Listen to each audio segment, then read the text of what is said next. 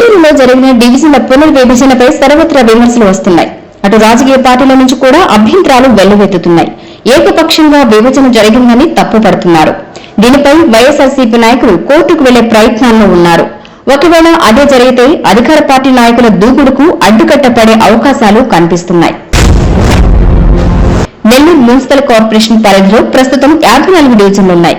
నగర విస్తీర్ణం పెరిగిన దృష్ట్యా ఈ డివిజన్లను 72కి పెంచాలనే ప్రతిపాదనలు ఉన్నాయి. అలా ప్రతిపాదనలు వచ్చాయో లేదో మున్సిపల్ అధికారులు సైలెంట్ గా సర్వే ప్రక్రియ ముగించారు. వారు అలా చేయడం వెనుక అధికార టీడీపీ నేతల హస్తం ఉందనే ఆరోపణలు బలంగా వినిపిస్తున్నాయి. టీడీపీ నాయకులకు అనుగుణంగా సర్వేలు జరిగాయని వైసీపీ నాయకులు ఆరోపిస్తున్నారు. అంతేకాదు సర్వే జరిగిన తీరుపై అభ్యంతరాలు వెల్లువెత్తి అధికారులకు వినతి పత్రాలు కూడా సమర్పించారు. సక్రమంగా సర్వే నిర్వహించకపోతే కోర్టుకు వెళతామని వైసీపీ నాయకులు చెప్తున్నారు. లోకల్ బాడీ ఎలక్షన్స్ ఇవన్నీ కూడా లోకల్ బాడీ ఎలక్షన్స్ అన్నప్పుడు ఆ లోకల్ బాడీస్ లో అక్కడ ఉన్నటువంటి సామాజికంగా కానీ వారందరికీ కూడా మనము అవకాశాలు ఇవ్వాల్సిన పరిస్థితుల్లో ఈ రోజు ఈ విధంగా చిందర వందర చేయడాన్ని మేము ప్రశ్నిస్తా ఉన్నాం.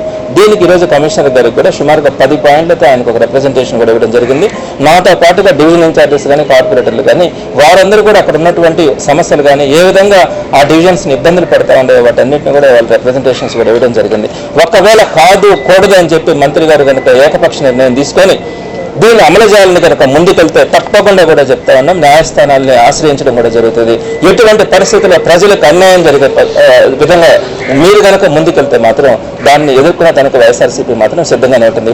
గ్రేటర్ విశాఖ అలాగే మచిలీపట్నం మున్సిపాలిటీలలో జరిగిన పునర్విభజన ప్రక్రియపై ఏపీ హైకోర్టు స్టే విధించిన సంగతి తెలిసిందే.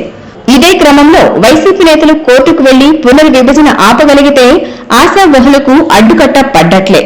పునర్విభజన పూర్తి కావడంతో ఎక్కడికక్కడ ఆశావహులు టికెట్లపై ఆశలు పెట్టుకున్నారు. నవంబర్ వరకు ప్రస్తుత పాలక వర్గానికి సమయం ఉన్నప్పటికీ ముందస్తుగానే ఎన్నికలకు వెళ్లే ఆలోచనలో ప్రభుత్వ పెద్దలు ఉన్నారు. అయితే అలాంటి ప్రయత్నాలన్నింటికీ గండిపడే అవకాశాలు కనిపిస్తున్నాయి. వేచి చూడాలి మరి ఏం జరుగుతుందో.